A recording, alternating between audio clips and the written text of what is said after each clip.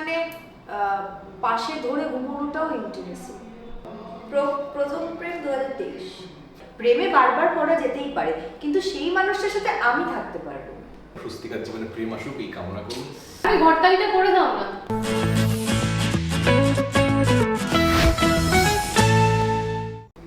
কারণ হোক কিংবা অকারণ মানুষে প্রেমে পড়তে ভালোবাসে, তবে এই প্রেমের গল্পটা কিন্তু একটু আলাদা। বসন্ত এসে গেছে নিয়ে আসছে ওটিটি প্ল্যাটফর্মে দুজন এমন যারা গভীর জলের মাঝে আগে আপনারা দেখতে পেয়েছেন। আমার সঙ্গে রয়েছেন অর্পণ ঘোষাল এবং Swastika Dutta. Hello, thank you. গভীর জলের মাঝের পর বসন্ত এসে গেছে। বসন্ত টার্মটা শুনে সবার আগে কোন জিনিসটা মাথায় আসে তোমাদের দুজনের? আড্ডা টাইমস? না, এইটা হবে না, এটা হবে না। বসন্ত আড্ডা টাইমস হবে না। Professional very. বসন্ত বলো না, অর্পণ তুমি বলো একটু। মানে সবাই এক্সপেক্ট করে আছে বসন্ত মানেই বলবে বসন্ত মানেই প্রেম, কিন্তু বসন্ত মানেই হচ্ছে গরম।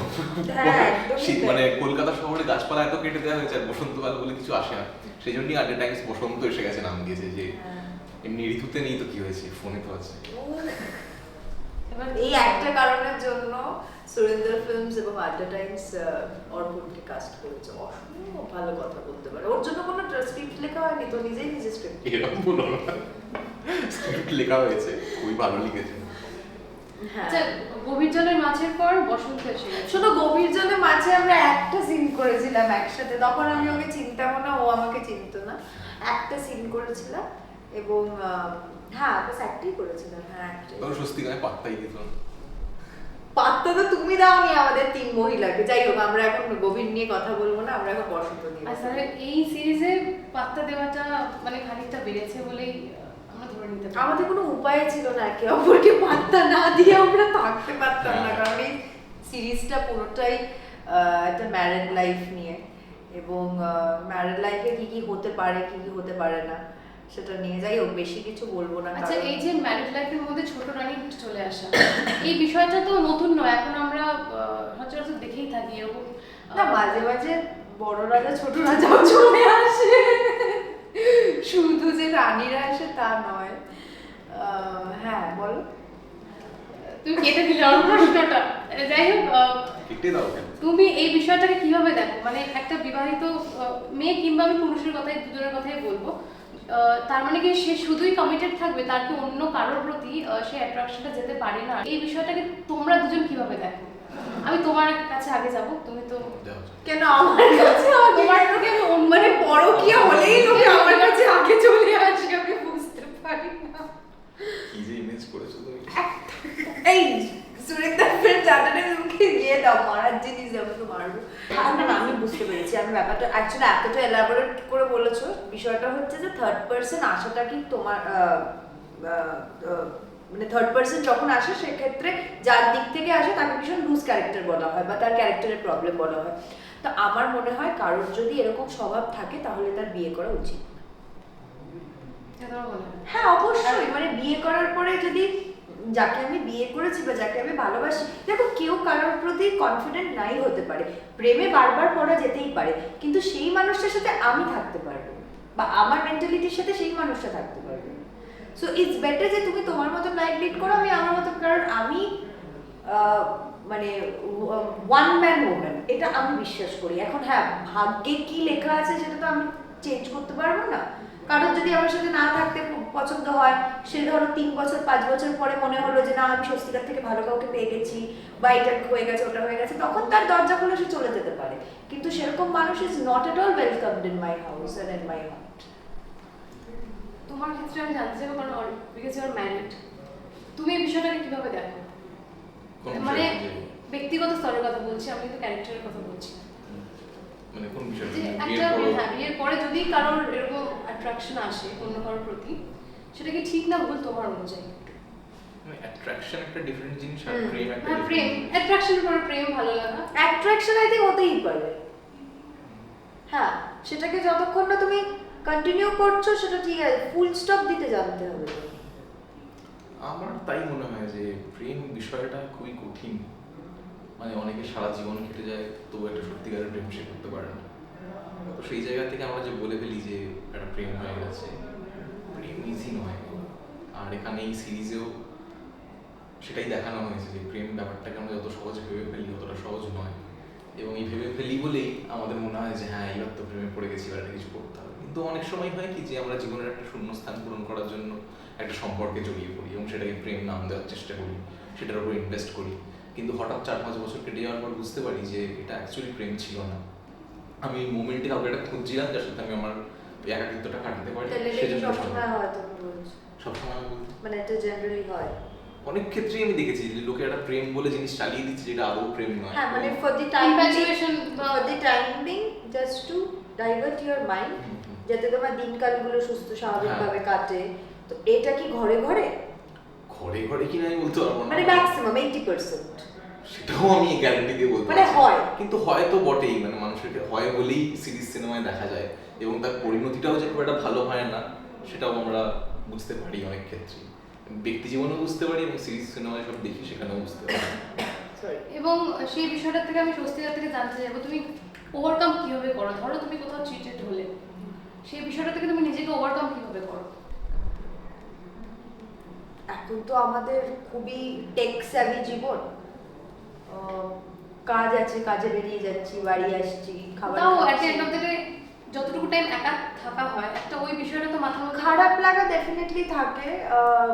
চেষ্টা করি সেই সময়টা, মানে বা চেষ্টা করা উচিত সেই সময়টা বেশি সেটাকে নিয়ে না ভাবা, কিন্তু মানুষ তো সবার সাইকোলজি তো কম বেশি একই, তো খারাপ সবারই লাগে। খারাপটাকে খুব তাড়াতাড়ি ওভারকাম করা যায় না, খারাপ লাগাটাকে তুমি খুব তাড়াতাড়ি ভুলতে পারবে না, ইট উইল টেক টাইম। খারাপ লাগা তখনই যাবে যখন খারাপ লাগার মনে হবে আমি যেতে চাইছি, এটাই।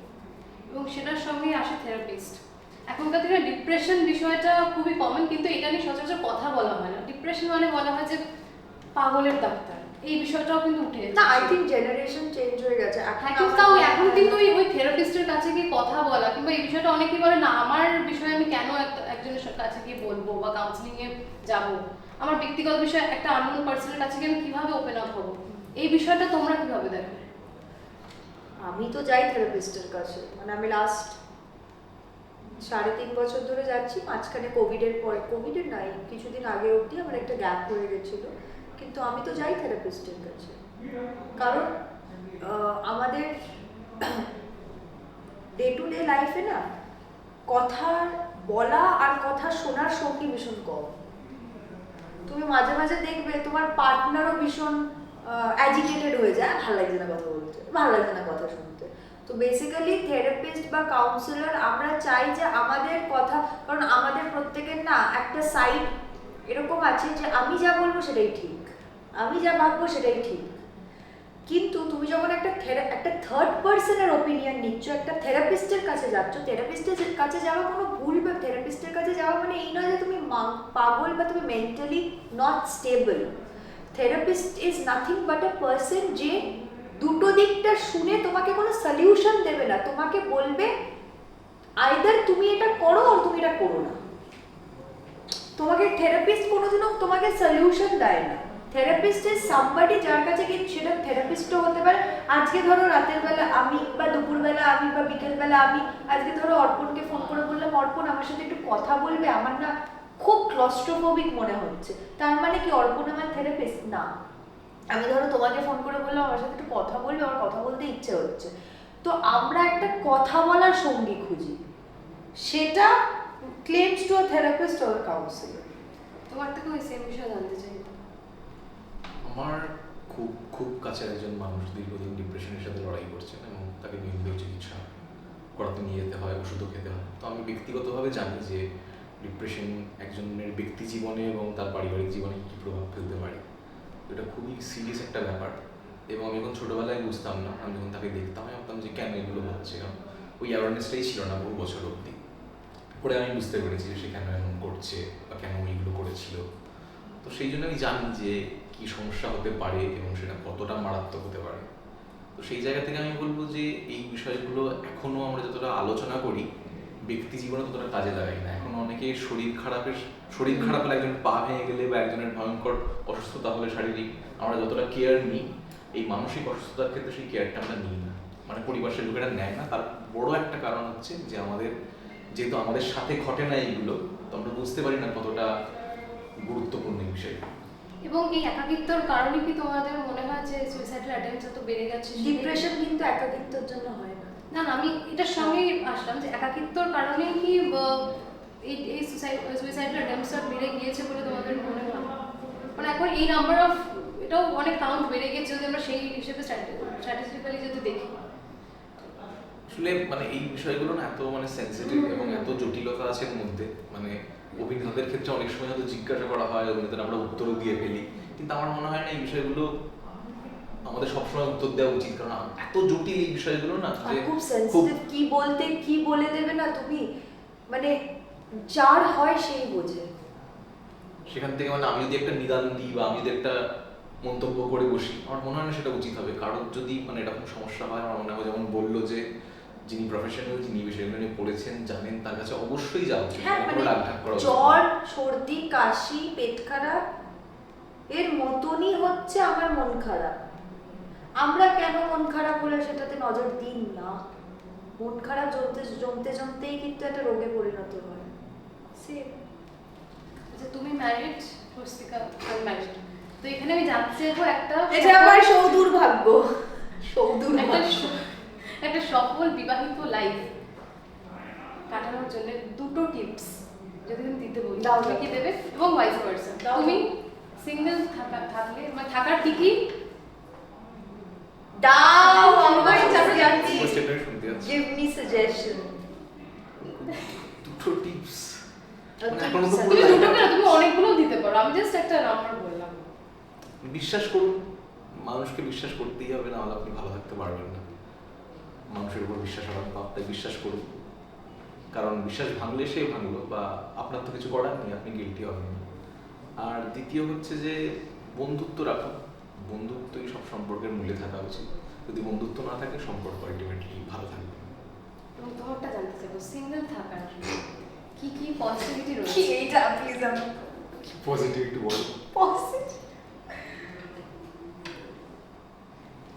সিঙ্গেল থাকার কি পজিটিভ? তুমি সিঙ্গেল তো? মানে আমি ভুল প্রশ্নটা করলাম না তো? না, আমি সেটা আমার এখন ব্যক্তিগত ব্যাপার। সিঙ্গেল না আবার এই আমাকে জিনিস আনো, ছুঁড়ে মারি ওকে, একটু জিনিস আনো। আমি কিন্তু আসার থেকে দেখছিলাম ফোন ঘাটছিল, আমি অনেকক্ষণ ধরে দেখছি। ফোন ঘাটা মানে না না না, আমি জাস্ট বললাম, না না সেটা কখনো হয়, আমি তো সারাক্ষণ ফোন ঘাটি। হয়তো বেটিং করছি আইপিএল এর মতো। হ্যাঁ, টাকার খুব অভাব। এমনিতে ইন্ডাস্ট্রিতে বলে ভীষণ টাকা চার্জ করি।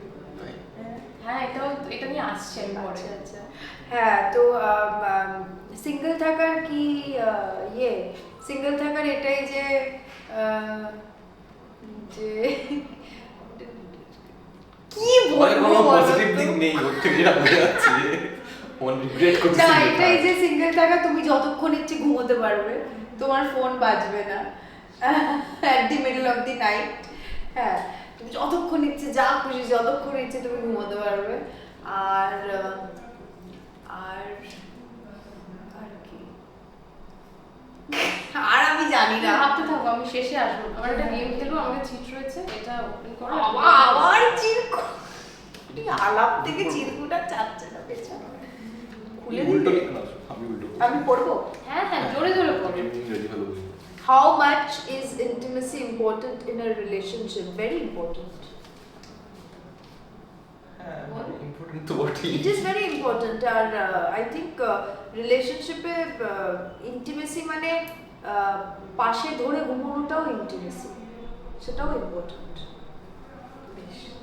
ও বিয়ে করেছে, ওর বেশি তুমি কিছু বলো, তুমি এরকম he is like this only. He কি is বলবো, ছোট ছোট ছেলেমেয়েরা দেখছে কি শুনি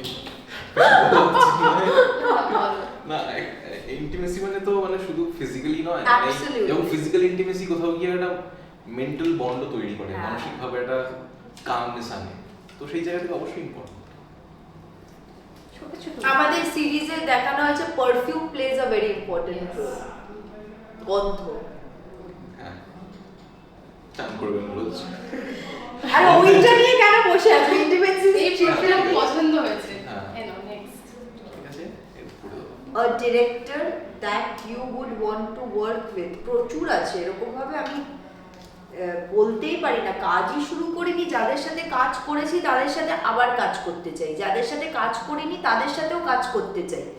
তো এটা অসম্ভব। আমার এই তো ক্যারিয়ার শুরু হয়েছে, এর মধ্যে একজনের নাম নিয়ে ক্যারিয়ার শেষ করে দেবো? আমার কোনো পার্টিকুলার কোনো ব্যাপার নেই যে অমুকের সাথে কাজ করতেই হবে বা অমুকের সাথে কাজ না করলে হবে না। যা জীবনে আসে, এমন হতে পারে হয়তো কাউকে চিনি না, প্রথম সিনেমা করছেন, তার সাথে কাজ করে মনে হলো বাহ দারুণ। হ্যাঁ। আচ্ছা, এই সিরিজে আমরা দেখেছি যে কলেজ প্রফেসরের সঙ্গে প্রেমে পড়া গল্প রয়েছে। তুমি তোমার কলেজ লাইফে যদি একটু ফিরিয়ে নিয়ে যাই, কোনো এরকম প্রফেসর রয়েছে যাকে দেখে ক্রাশ? না, আমি কলেজ লাইফে খুব একটা সময় দিতে পারিনি এইসবে, কারণ আমি তখন অলরেডি সিনেমা করছিলাম। আমি তখন কি আমার টিচারকে দেখে কোনোদিনও বা কোনো না, আমার স্কুল লাইফে টিউশন টিচার বাড়িতে সম্বন্ধ নিয়ে চলে এসেছে। ও বাবা। একদিন রবিবার শ্যাম্পু করে, তখন রবিবার করেই শ্যাম্পু করবো এরকম একটা ব্যাপার ছিল আর কি। শ্যাম্পু করে বাড়িতে মাংস হয়েছে, হঠাৎ দেখি মা বলছে, নাম নিচ্ছি না, এই স্যার এসছে কি হলো, আজকে কেন পড়াতে চলে এসছে, আজকে তো আমার জন্য বাইক অ্যাক্সিডেন্ট করে হাত ভেঙে।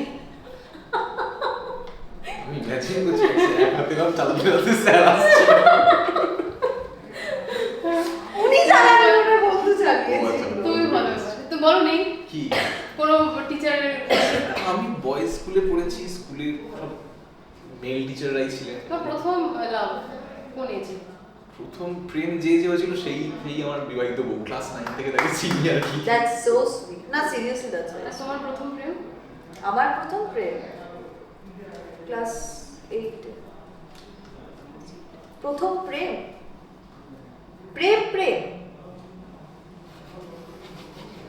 ছোটবেলা হয়নি। হ্যাঁ, ছোটবেলা প্রেম হয়নি। তাহলে ওই প্রথম প্রেম সেটা জানতে চাইছি, কলেজে বা?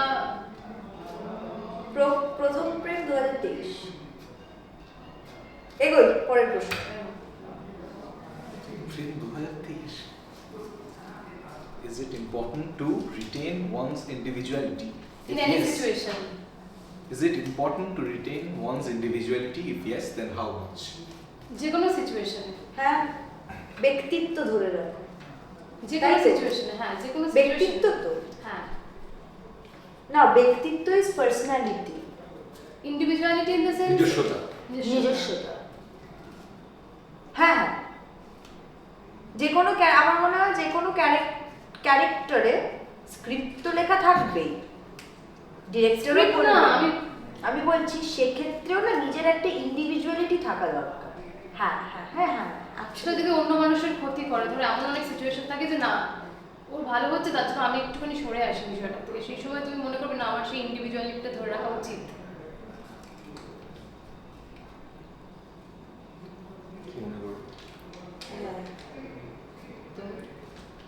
আমি ভাবছি সত্যি কথা। না, আমার যেটা হয় যে আমি জীবনের সাথে সাথে দেখেছি, ধরো 18-19 বছর বয়সে যেগুলো ভাবতাম, 25-26 মধ্যে এগুলো কি ভাবতাম ভাই, আমি কি পাগল ছিলাম। আবার হয়তো এখন গিয়ে মনে হচ্ছে যে ওগুলো কি ঠিক ভাবতাম, এরকম জীবনে চলতে থাকে। তো এখন একটা যে ট্রেন্ড উঠেছে না যে তুমি যেমন বি ইয়োরসেলফ, এই সেই দূর, এগুলো আমার মাথায় যায় না সব সময়। মানে আমার মনে হয় এটা ইম্পর্টেন্টও নয় যে কখনো কখনো নিজেকে কোয়েশ্চেন করা উচিত যে যেটা করছি ঠিক করছি তো, মানে আমি এরকম ভাবে জীবন কাটাচ্ছি এটা ঠিক তো। তো এই কোয়েশ্চেনটা আমার মনে হয় করা উচিত। নিজস্বতা থাকবেই, কিন্তু দিনের শেষে নিজেকে একটা প্রশ্ন করা উচিত যে এটা কি ঠিক। How do you react or manage yourself when you face rejection? Professionally and personally both. আচ্ছা, রিজেকশন কিভাবে হ্যান্ডেল করো? প্রফেশনালি এর মধ্যে পলিটিক্সটাও ঢুকবে, যেহেতু তুমি অনেক রকমের পলিটিক্সের শিকার হয়েছো। পলিটিক্স মানে ইন্ডাস্ট্রির কথা আমি বলছি। না, আমি আমরা শুনেছি তুমি নাকি প্রচুর টাকা চার্জ করো, যেটা তুমি আগেও বলেছো যে না ওটা একটা মিসআন্ডারস্ট্যান্ডিং ছিল, ইট ওয়াজ নাও ক্লিয়ার আউট। আমি যেটা অনেয়ারই বলেছি, আর হতেই পারে, দেখো ভুল বোঝাবুঝি তো হয়, এমনিতেও ইন্ডাস্ট্রিটা তো ছোট, তো তিলকে তাল অনেকেই করে দেন আর কি। সো যাই হোক, এবং how do I cope up with rejection professionally, সেটা হচ্ছে যে আমি একটু সফট স্পোকেন পার্সন, আর আমি একটু সফট স্পোকেন বলবো না, আমি একটু সফট হার্টেড পার্সন, তাই জন্য আমার ওই মনে একটা ধরো কোথাও অডিশনে গেলাম বা একটা ধরো কোনো ফোন এলো, সেটা ওয়ার্কআউট করলো না, ভীষণ মন খারাপ লাগছে, ঘুমিয়ে আছি লাইট ফাইট বন্ধ করে, তারপরে একটু আইসক্রিম আর চকলেট কেক খেয়ে নিলাম, মনটা ঠিক হয়ে গেল।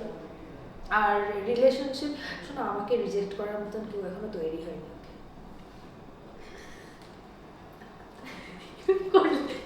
কিরকম পড় খুশি হলাম এই কনফিডেন্স থেকে। তুমি বলো, তোমার আচ্ছা, answer আমার- অপেক্ষায় তো রয়েছি।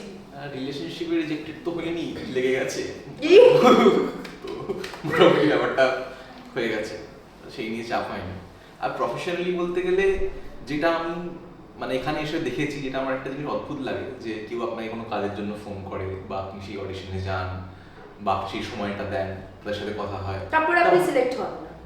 না অস্বাভাবিক যে অন্য কাউকে লাগতে হবে, এগুলো পার্সোনালি নিই না, যে ঠিক আছে তার অন্য কাউকে পছন্দ, কিন্তু এখানে লোকের ওই কার্টসিটা নেই যে ফোন বলা, করে যে জানানো। জানানো। এবার অনেক সময় অনেকে থাকে যখন হয়তো 100 জন 150 জন অডিশন, সবাইকে ফোন করে জানানো সম্ভব হয় না, কিন্তু বিশেষ বিশেষ ক্ষেত্রে যখন আপনি পার্সোনালি ডাকছেন তখন আমার জানিয়ে দেওয়া উচিত। এই কার্টসিটা এখানকার লোকের মধ্যে কম, সেটা আমার প্রথম প্রথম একটু হ্যান্ডেল করতে একটু খারাপ লাগা হতো, এখন হয় না, যে বুঝে গেছি এটাই নিয়ম এখানে। আমার যেহেতু ঘুমটা খুব প্রিয়, তাই আমি এসব ব্যাপারে ভাবলেও আমি এগুলো নিয়ে মাথা ট্যাক্স করি না, আমি ঘুমিয়ে পড়ি। কিন্তু খারাপটা ওই সময় লাগে যখন বাড়িতে স্ক্রিপ্টও চলে আসে, বাড়িতে সবই চলে আসে, আর তারপরে হয়েছে, অনেক হয়েছে, 2-3 বার হয়েছে আমার সাথে, এবং তারপরে সেই স্ক্রিপ্টগুলো director আমার সঙ্গে কাজ বাড়িতে করা- পড়ে হয়েছে। তারপরে সেই ডিরেক্টরের সঙ্গে আবার কাজ করা হয়েছে। ডিরেক্টর কি দোষ করেছে গো? সবসময় তোমরা ডিরেক্টর করো কেন এত? কতজনে রয়েছে, কাস্টিং ডিরেক্টরস রয়েছে, এক্সিকিউটিভ প্রোডিউসার্স রয়েছে, মেকার্স রয়েছে, অনেকে রয়েছে। সব দেখো, ডিরেক্টররাও কিন্তু kind of employees who are answerable to people, যারা তাদের ওপরে রয়েছে। হ্যাঁ, ডিরেক্টর যখন নিজে টাকা দিয়ে করছে তখন উনি ডিরেক্টর নন, উনি প্রোডিউসার হয়ে যায়। তো অনেকেই রয়েছেন ডিরেক্টরের ওপরে, এবং হ্যাঁ, তারপরে ডেফিনেটলি সেই ডিরেক্টর যদি আমাকে কাজ করতে ডাকে, যদি উনি আমাকে সিলেক্ট করেন, অডিশন দেন, তাহলে ডেফিনেটলি আমি ইয়ে করবো, যাবো, কাজ করবো। আগে দেখতে হবে আমাকে চরিত্রটা কেমন। আরো চিরকুট, এ বাবা, চিরকুটটা শেষ হচ্ছে না। এটা লাস্ট। হিউম্যান ক্যারেক্টার, কি হিউম্যান তো না হনুমান, উদাহরণ নিয়ে যাবো, human characteristics that turn you on. Human characteristics যদি বলো, তাহলে ছেলে মেয়ে দুটো মিলিয়েই বলি। তুমি তোমার না, তোমার থেকে আমি ছেলেটাই কেন? আমি এটা মেয়ের প্রেমে করতে পারি না? নিশ্চয়ই, অবভিয়াসলি। তোমার ছেলের প্রেমে করতে পারো না? মানে চেষ্টা করি আর মানে মেরাবো কিন্তু তোমাকে, ধরোই না। So no, we both are straight like an arrow. কিন্তু আমি হিউম্যান ক্যারেক্টারিস্টিক্স যখন বলেছো, তখন আমার মনে হয় যে এবিলিটি টু হ্যাভ কনভারসেশন, ভালো কথা বলা যাবে যার সাথে, আর বেসিক এডুকেশন কোয়ালিফিকেশন। যারা কবিতা পড়ে তাদের প্রতি আমার খুব মানে একটা অ্যাট্রাকশন তৈরি হয়, কাব্যপ্রেমী মানুষের প্রতি। আরেকটা হচ্ছে যে, যেটাও বলবো, যে ভালো যারা কথা বলতে পারে, সুন্দর যারা কথা বলে, সুন্দর বাংলা বলে, বাংলা বলে টার্ন অফ করে কোন পয়েন্ট? ভীষণ গায়ে পড়া, ভীষণ গায়ে পড়া, বলছি ঘুম পেয়েছে 14 বার, একবার একটা কথা একবারে বুঝে যাবে, একটা কথা একবারে বুঝবে, ম্যাক্সিমাম 2 বার বলবো, 3 বার আমি অত বলতে পারবো না তোমাকে। আর একটা হচ্ছে যারা ভীষণ পাবলিক প্লেসে নাক খুঁজে,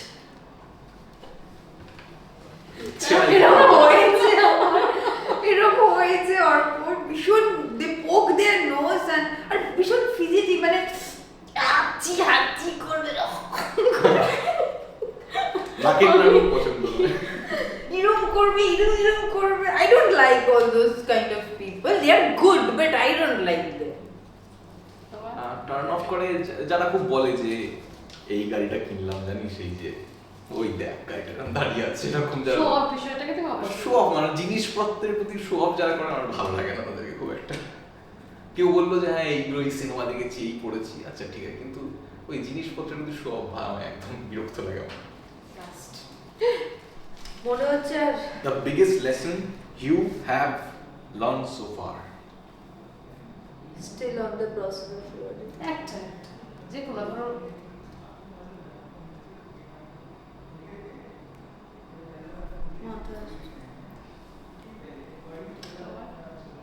সবকিছুই ক্ষণস্থায়ী।